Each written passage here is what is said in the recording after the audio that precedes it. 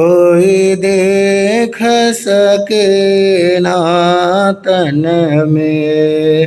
प्रभु ऐसे बसो मेरे मन में, कोई देख सके ना तन में। कोई देख सके ना तन में, कोई देख सके ना। प्रभु ऐसे बसो मेरे मन में, कोई देख सके ना तन में। जैसे फूलों में खुशबू समाई, जैसे फूलों में खुशबू समाई, वो किसी को नजर नहीं आई, वो किसी को नजर नहीं। तुम भी ऐसे बसो मेरे मन में, कोई देख सके ना तन में। तुम भी ऐसे बसो मेरे मन में, कोई देख सके ना। बोलिए भगवान महावीर। है समय नदी की धार के जिसमें सब बह जाया करते हैं, है समय बड़ा तूफान परवल पर्वत झुक जाया करते। अक्सर दुनिया के लोग समय में चक्कर खाया करते, लेकिन कुछ ऐसे होते जो इतिहास बनाया करते, इतिहास बनाया करते हैं। अष्टकर्मा के विजेता, शासन के महाप्राण, सर्वज्ञ सर्वदर्शी श्रवण भगवान महावीर स्वामी के चरणारविंद में कोटि सवंदन। अत्र विराजमान जैन धर्म प्रभावक मधुर वक्ता पूज्य गुरुदेव श्री अचल मुनि जी महाराज साहब, प्रवचनकार सरल मना पूज्य गुरुदेव श्री रचित मुनि जी महाराज साहब के चरण कमलों में सत सत नमन। परम स्नेही संत वृंद, समादरणीय महासाध्व्या जी महाराज,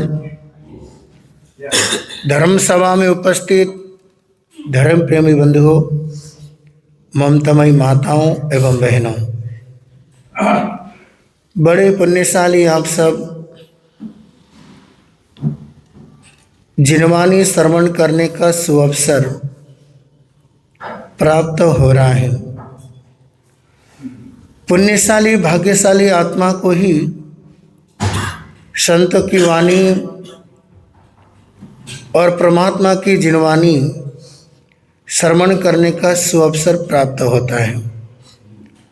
इंसान के अशुभ कर्म खत्म होकर के जब शुभ कर्म प्रबल उदय में आते हैं, तब जाकर के संतों की वाणी जिनवानी सुनने का भाव इंसान के मन में आ जाता है। जब तक अशुभ कर्म खत्म नहीं होंगे, जब तक पाप कर्म खत्म नहीं होंगे, चाह करके भी जिनवानी सुन नहीं सकता इंसान। इसलिए आप सब पुण्यशाली आत्माएं, आज हम अनेकों जगह पर जाते हैं, छोटे से छोटे गांव में भी जाते हैं तो बड़े से बड़े शहरों में भी जाते हैं, छोटे से गांव में भी जाते हैं तो राजधानी में भी जाते हैं और महानगरों में भी जाते हैं। आज हर एक के मन के अंदर एक प्रश्न होता है कि महाराज साहब, आज धर्म करने वाला इतना दुखी क्यों है, परमात्मा की भक्ति करने वाला इतना परेशान क्यों है, जो रोज सुबह उठ करके माला करता है, सामय करता है, धर्म ध्यान करता है, आज के जमाने में वो बड़ा दुखी है। लेकिन जो परमात्मा को नहीं मानता है, देवगुरु धर्म के प्रति श्रद्धा नहीं है, कभी संतों के पास जाता आता भी नहीं है, महाराज आज वो इंसान बहुत हर तरह से मौज है। ऐसा क्यों है कि धर्म करने वाला परेशान और धर्म न करने वाला सुखी। बंधु, हर एक के मन के अंदर जिसने जैनिज्म को नहीं समझा, जिसने कर्मोलॉजी को नहीं पढ़ा, जिसने पुण्य और पाप के कारणों को नहीं जाना, वो सबके मन के अंदर ये प्रश्न पैदा हो सकता है कि धर्म करने वाला दुखी क्यों और धर्म नहीं करने वाला सुखी क्यों। सबसे पहले हमें सुख और दुख के बारे में जानना है कि सुख और दुख देता कौन है। अगर हम दूसरी मान्यताओं के अनुसार देखा जाए, कोई कहता है कि खुदा की मर्जी के बिना एक पत्ता भी नहीं हिलता, कोई कहता है गॉड के बिना कुछ नहीं होता, और जो कोई सुख और दुख मिलता है ये परमात्मा के कारण मिलता है। लेकिन जैन दर्शन, जैनिज्म कहता है न तो इंसान को सुखी करने वाला परमात्मा है, भगवान है, और न दुख देने वाले भगवान है। न भगवान इंसान को सुख दे सकता है और न भगवान इंसान को दुख दे सकता है। बहुत सारे हमारे तीर्थंकर हुए, अगर महावीर चाहते तो उनका कल्याण जल्दी कर सकते थे। उनकी शरीर के अंदर ऐसी क्षमता थी, आठों कर्म को तोड़ने के लिए साधना बहुत जल्दी भी कर सकते थे। लेकिन उनको इतना परेशान क्यों सहना पड़ा? वो जानते थे अगर मैं भी शॉर्टकट को ही अपनाऊंगा, आने वाली जनता भी उसी रास्ते पर चलेगी। भगवान को 12.5 साल लग गए साधना करते करते। चाहते तो जल्दी कर सकते थे, लेकिन नहीं किए। जब भगवान महावीर को पहली दीक्षा हुई और दीक्षा होते ही परीक्षा शुरू हो गई। ग्वाला ने आके उसी रात्रि के अंदर शाम को वो कष्ट देना शुरू किया। उस समय देवराज इंद्र उपस्थित हुआ। कहा भगवान, आज तो पहला ही दिन है, आज तो आपके साधना का पहला दिन है, मैं आपके सेवा में रहना चाहता हूं। उस समय भगवान कहते हैं मुझे किसी सेवक की आवश्यकता नहीं है। उस समय भगवान कहते हैं हे देवराज इंद्र, ये जो कष्ट है ये तो मुझे भुगतना ही पड़ेगा। जो मैंने कर्म किए हैं वो तो मुझे भुगतना पड़ेगा, इसलिए मुझे आपकी आवश्यकता नहीं है। बंधु, देवों के द्वारा दुख तो दूर किया जा सकता है, लेकिन भगवान, नालागढ़ वालों, भगवान किसी के दुख दर्द को दूर नहीं कर सकते हैं। इसलिए आज इंसान सुखी है। सबसे पहले कारण जानो कि सुख आने के रास्ते क्या है और दुख आने के रास्ते क्या है। सुख आने का रास्ता कौन सा है? बंधु, सुख आता कहां से है और दुख आते कहां से हैं? इंसान चाहता सुख है और मिलता दुख है। सुख की कामना करता है कि मैं सुखी रहूं, लेकिन सुख के बदले में दुख मिलता है। तो सुख आने के, दुख आने के 3 कारण हैं। एक है सोकृत, दूसरा है प्रकृत और तीसरा है पाकृत।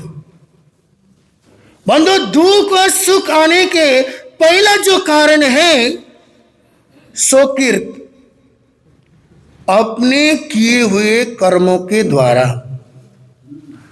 भगवान महावीर के कानों में क्या ठोके गए? हम ग्वाले को गाली देंगे, अरे तूने हमारे भगवान के कानों में किले ठोके, अरे तू तो नासमझ आदमी है, मूर्ख आदमी है कि तूने हमारे भगवान के कानों में किले ठोके। हम ग्वाले को कोसेंगे, लेकिन ये नहीं जानते, अरे जब पिछले भव में इसी महावीर के जीव ने क्या किया था? सैया पालक के कानों के अंदर पिघला हुआ वो शीशा डाला था। तो इस जन्म में क्या हुआ? भगवान के कानों के अंदर कीले ठोकने पड़े। महान योद्धा भीष्म पितामह तीखे तीखे तीरों की सैया में सोना पड़ा। अर्जुन के तीखे तीरों के अंदर उनकी सैया बन गई। जब हम उनके पिछले जन्म में देखते हैं, किसान थे, उधर से एक सांप निकल के आया, उस सांप को डंडे से उठाया और झाड़ी के अंदर क्या कर दिया? फेंक दिया। और बेचारा वो सर्प कांटों के अंदर उलझ गया, कांटे इस पार से उस पार, तड़प तड़प के वो सर्प वहीं पे मर गया। बाद में जाकर के वही अर्जुन और भीष्म पितामह दोनों का जीव वो तीखे सैया के अंदर उस किसान को, किसान बने भीष्म पितामह, वो सर्प बना अर्जुन, तो जा करके आपस के अंदर कर्म उदय में आया। इसलिए सुख और दुख सुकृत, अपने कर्म के द्वारा जो भी जाने अनजाने में हमने कर्मों को भोगा बांधा है, इस जन्म में हमको मिल रहा है। और दूसरा है प्रकृत, दूसरों के द्वारा दुख मिलना। जैसे हम रास्ते से जा रहे हैं, उधर से पहाड़ गिर गया, पत्थर गिर के हमारा सिर फूट गया, या गोली चली हमारे सीने में आके लग गई, या रास्ते से जा रहे थे उधर से कुत्ता आया हमारे पैरों के अंदर काट डाला, मतलब दूसरों के द्वारा कष्ट आना, उसको करते हैं प्रकृत। और तीसरा है दुख आने का कारण प्राकृत, मतलब प्रकृति के द्वारा। कभी भूकंप आ जाता है, गांव के गांव तबाह हो जाते हैं, महामारी फैल जाती है, ऐसी महामारी फैल जाती है कि हजारों लोग वो मर जाते हैं। सुनामी आ जाती है, सुनामी में बह जाते हैं लोग। उड़ीसा में चक्रवाती तूफान आता है, उस तूफानों से भी लोग मर जाते हैं। तो ये तीसरा कारण है प्रकृति के आपदा के द्वारा। इसलिए सुख भी सुकृत, प्रकृत और प्राकृत, ये तीनों से सुख मिलता है और तीनों से दुख मिलता है। ये तो हुआ सुख और दुख। अब प्रश्न पूछा कि पापी आदमी सुखी क्यों है और धर्मात्मा दुखी क्यों है। आज इसी कारण से बहुत सारे युवा लोग धर्म से विमुख हो रहे हैं। कह रहे महाराज क्या करना माला करके, महाराज क्या करना है धर्म ध्यान करके। अरे हमारे पिताजी माताजी बचपन से धर्म कर रहे हैं, 5-5 सामयिक कर रहे हैं, तपस्या कर रहे हैं, लेकिन घर के अंदर क्या है, दुख के सिवाय सुख आज तक देखा ही नहीं हमने। क्या फायदा है? अरे जब से होश संभाला है तब से हमने दुख ही दुख देखा है, सुख का नाम मात्र सुना है और सुख होता क्या है अनुभव नहीं किया है। तो ऐसा धर्म ध्यान क्या करना? जो धर्म नहीं कर रहा वो सुखी है। आज तक हमने पड़ोसी को किसी मंदिर में जाते हुए नहीं देखा, धर्म करते हुए नहीं देखा, दान पुण्य करते हुए नहीं देखा, वो तो बड़ा सुखी है। बंधु हो, आज के युवाओं के मन में ये प्रश्न बहुत है। अब इसका उत्तर के लिए पुण्य और पाप को समझना होगा। बंधु, पुण्य और पाप,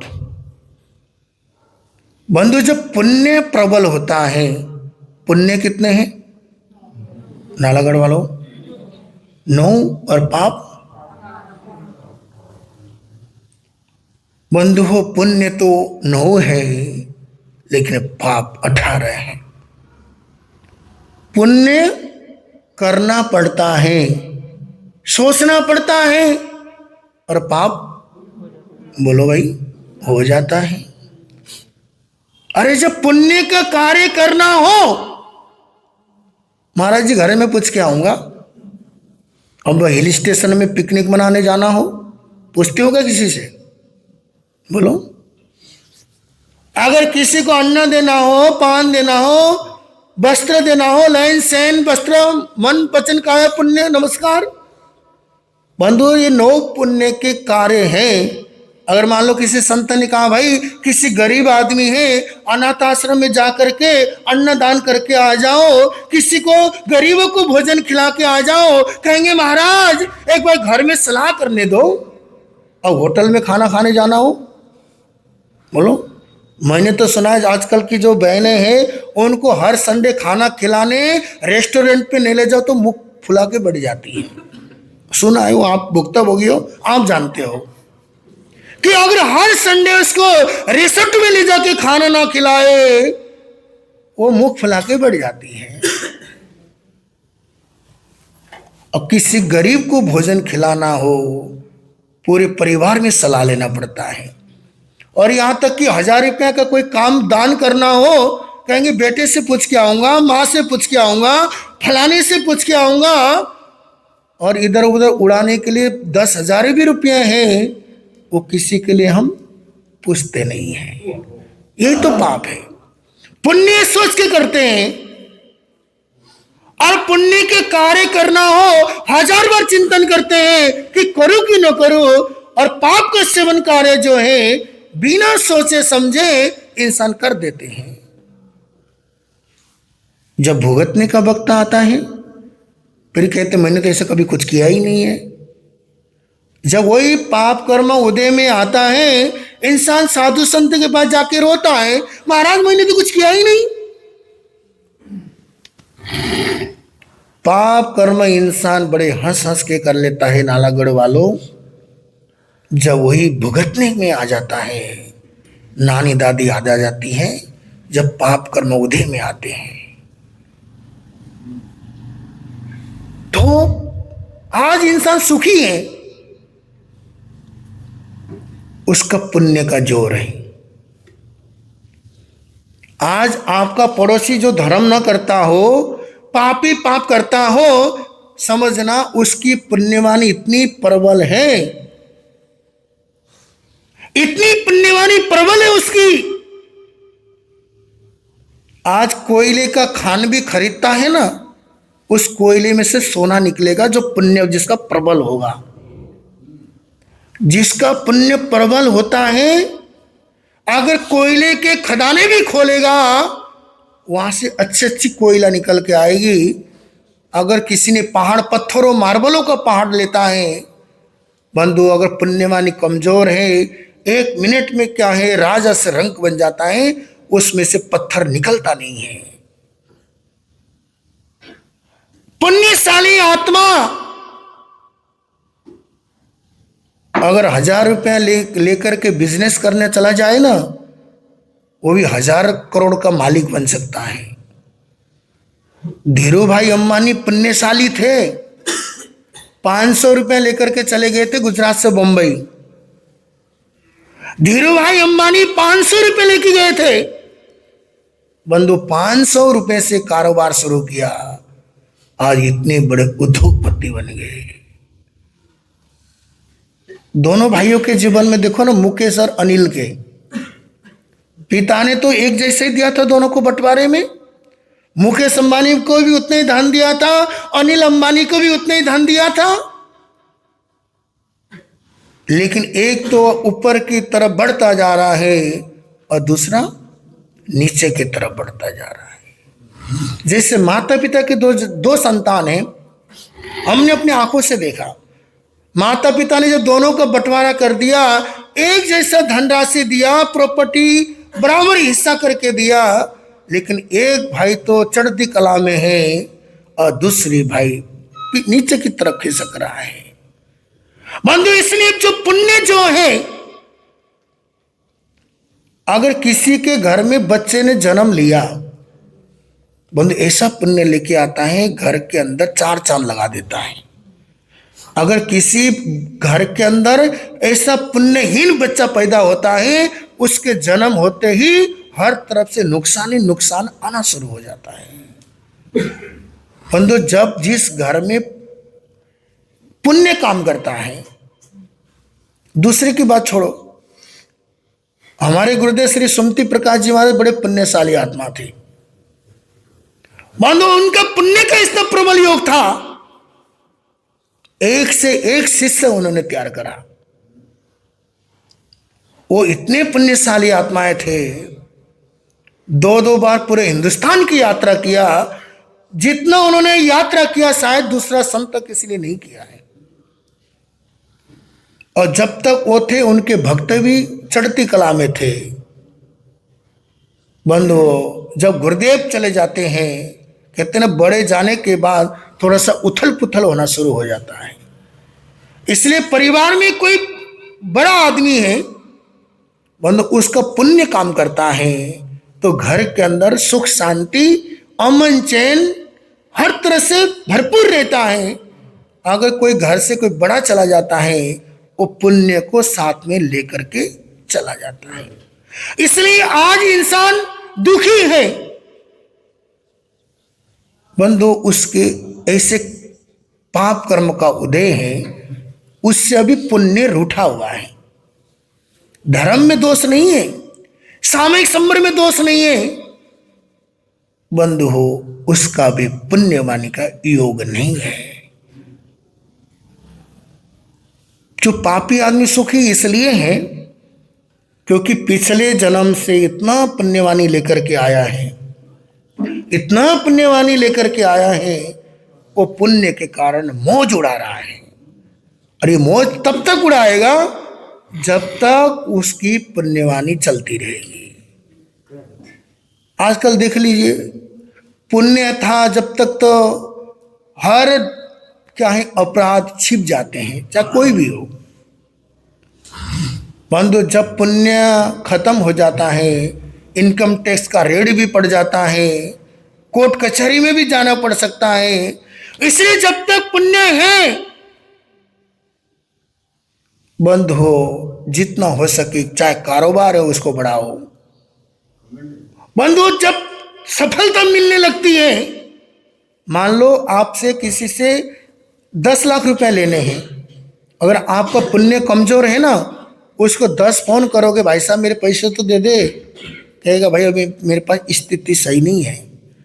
जब आपकी पुण्यवानी प्रबल होगी ना, जिससे 10 लाख रुपए लेने थे उसको फोन करने की जरूरत नहीं पड़ेगी, कहेगा भाई साहब पैसे तैयार है, कब आ रहे हो लेने के लिए।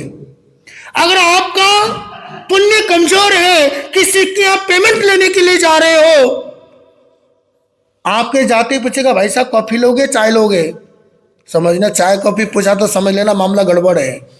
जिसको देना है फोकट में थोड़ी ना 10 रुपया की चाय पिलाएगा, वो कहेगा लो भाई साहब आपके पैसे ले लो जाओ। और जिसको देना ही नहीं है कहेगा भाई साहब चाय पियोगे या ठंडा पियोगे।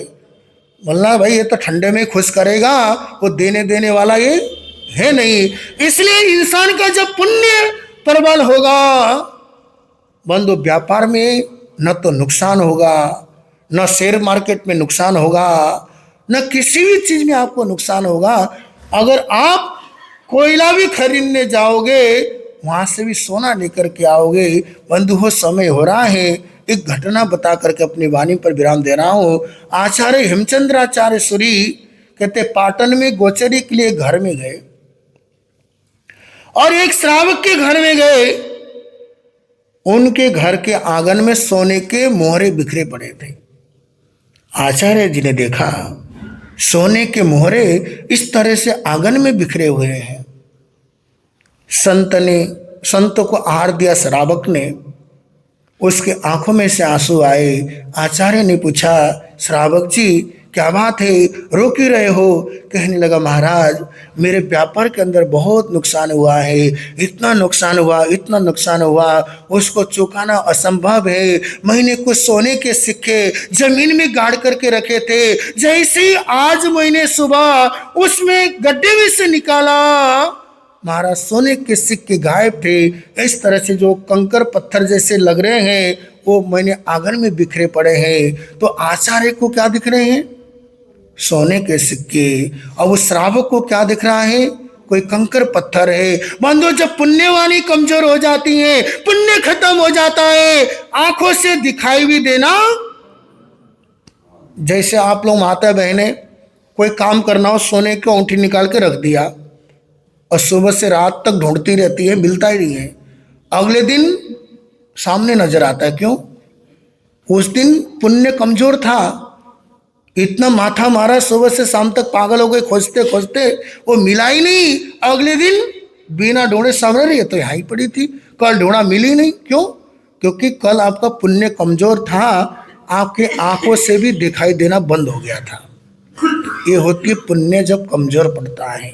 तो आचार्य श्री को तो सोने के मोहरे दिख रहे थे। तो आचार्य ने कहा श्रावक जी इस जो आप कह रहे हो कंकर पत्थर, उसको ले जाके उसी गड्ढे में भर दो, इतने दिन के बाद उसको निकाल लेना। तो आचार्य को पता था कि इसका पुण्य अभी कमजोर है, इसको सोने के मोहरे दिखाई नहीं दे रहे हैं। बंधु जब जाके उसी गड्ढे में डाल दिया, उतने दिन के बाद निकाला, जब उसका पुण्य प्रबल हुआ वही सोने के सिक्के नजर आने लगा। इसलिए नालागढ़ वालों, इंसान का पुण्य पाप का खेल है। पुण्य अच्छा है तो हर जगह मौज है, जब पुण्य कमजोर है तो बंधु हर जगह क्या है? दुख ही दुख है। इसलिए पुण्य और पाप को समझना है, समझ करके आगे बढ़ेंगे तो हमारा जीवन यहाँ भी अच्छा होगा, आने वाला कल भी अच्छा होगा। इन्हीं शब्दों के साथ ओम ब्रह्म।